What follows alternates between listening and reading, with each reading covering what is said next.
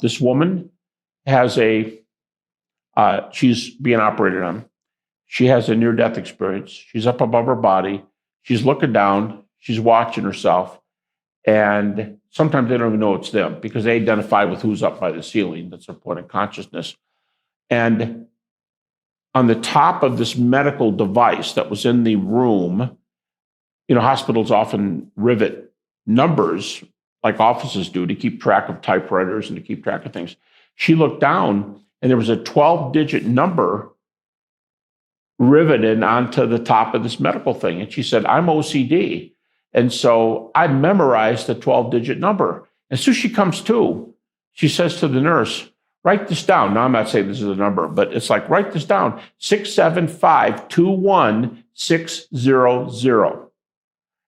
12 numbers. And the nurse wrote it down.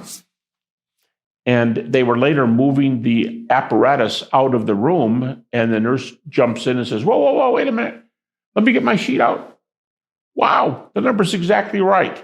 Now, she sees that in a state, and many of these people, when you have a cardiac arrest with ventricular fibrillation, this particular species of cardiac arrest, you have no measurable heart waves, and within an average of 15 seconds, you have no brain waves. So if she was out of her body for as long as 5 minutes, she theoretically has no heart or brain waves. How does she know to repeat that data? How does she know what's up there? So that's one well-evidenced one. Boy, people ask me, they'll say, well, I'll say, what kind of evidence do you want? I'll give you. Another one is a real fast one. A guy had surgery. He was up above his body watching the doctors do this, but he got maybe a little bored. I don't know. He started drifting a little bit, looking around. He went through a wall into the next surgical ward, and he watched a guy having his leg amputated. So he gives an explanation of what happens in the room with the leg amputation because I saw it. But you're on that bed.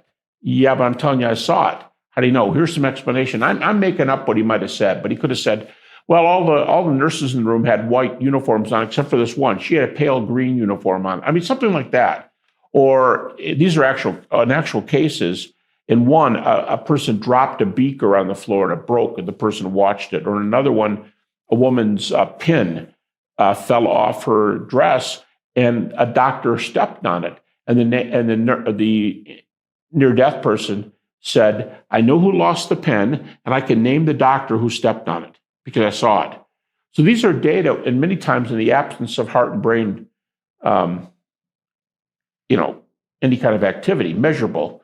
And so it seems like we're talking about, here's the point, we're talking about consciousness beyond the initial death of heart and brain. Now, it's near death because the person comes back from it, but during those minutes while they're out, it's highly evidential.